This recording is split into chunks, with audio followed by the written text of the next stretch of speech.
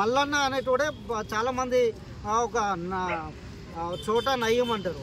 అలాంటి బ్లాక్మెయిల్ దందాలు ఆయన అరెస్ట్ గతంలో అరెస్ట్ అయింది కూడా బ్లాక్మెయిల్ కేసులలోనే అరెస్ట్ అయిండు. అలాంటి వ్యక్తి ఈరోజు కల్వకుంట్ల కవిత బీసీల గురించి మాట్లాడొద్దు, ఆ పొత్త ఈ పొత్త అంటే 100 సామెతలు ఉంటాయి. సమర్థించుకోవడం కూడా చిల్లర.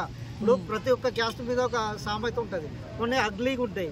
ఎక్కడ వాడాలనో అక్కడనే వాడాలి. కానీ నేను బహిరంగ సభలలో వాడతా, ఆడ వాడతా, ఈడ వాడతా, నీకు తెలియదు ఇది బీసీ భాషలు 100 భాషలు 100 సామెతలు ఉంటాయి. మాట్లాడతావా?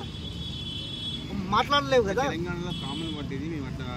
కామన్ వర్డ్లు 100 ఉంటాయండి. ప్రతి ఒక్క కులం మీద ఒక సామెత ఉంటుంది. అది ఎప్పుడు వాడాలి?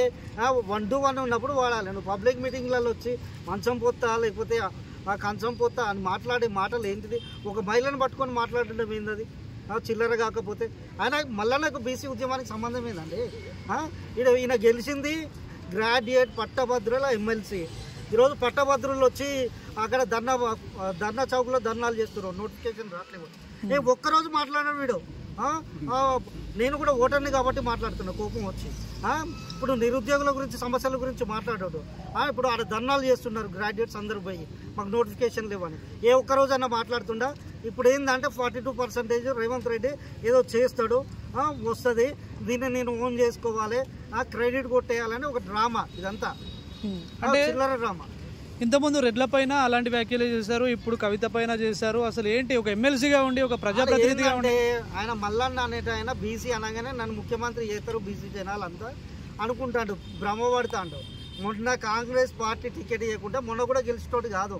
ఏదో యూట్యూబ్ ఛానల్ పెట్టుకొని నెలకు 60 లక్షలు 70 లక్షలు ₹1 కోటి దాకా ఇన్కమ్ వస్తుంది. అది చూసుకొని ఆయన మొత్తం నేనే నన్ను మించిన లేరు రాష్ట్రంలో అన్నట్టుగా ఫీల్ అవుతాడు. అదే బీసీ ఉద్యమాల కొరకు ఎన్నో ఉద్యమాలు చేసి వీడు కనీసం బీసీ ఉద్యమం కొరకు ఒకరోజు ధర్నా చేసింది లేదు, ఒక రిలే నిరాహార దీక్ష చేసింది లేదు, ఒకరోజు అసెంబ్లీ ముట్టడి చేసింది లేదు, ఒకరోజు పార్లమెంటు ఎదుట ధర్నా చేసింది లేదు, పార్లమెంటు ముట్టడి చేసింది లేదు. ఎప్పటి నుంచో 40 ఏళ్ళు 50 ఏళ్ళ నుంచి హరికృష్ణ లాంటి వ్యక్తులు ఎన్నోసార్లు ముట్టడి, అసెంబ్లీ ముట్టడులు, ధర్నాలు, పార్లమెంటు ముట్టడులు చేసి హరికృష్ణ ఇలాంటి వాళ్ళు చేసిరు. మరి నువ్వు ఒక్కరోజన్నా చేసినావా? యూట్యూబ్ ఛానల్ నేను రోజు మాట్లాడతానంటే ఎందుకు మాట్లాడతాను? పొద్దుటిని దేని కొరకు? నీ రెవెన్యూ కొరకు మాట్లాడతాను. యూట్యూబ్ ఛానల్లో నీకు వ్యూవర్షిప్ కొరకు మాట్లాడతాను.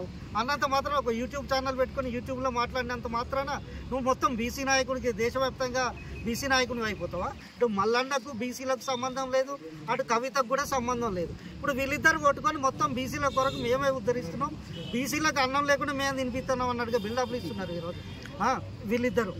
మరి బీసీ ప్రజల సపోర్ట్ తీన్మార్ మల్లన్నకి ఎందుకంటారు? నా యూట్యూబ్ ఛానల్ ఉన్నది, 20,000 మంది సబ్స్క్రైబర్స్ ఉన్నారు. నేను ఏదో కొన్ని వీడియోలు చేస్తా, దానికి వాళ్ళు లైక్ చేస్తారు. అంత మాత్రాన్ని ఒక 1000 మందో 500 మందో కామెంట్ పెడతారు సపోర్ట్గా. అన్నంత మాత్రాన బీసీలో మొత్తం జనాభా మొత్తం నాకు సపోర్ట్ ఉన్నట్ట.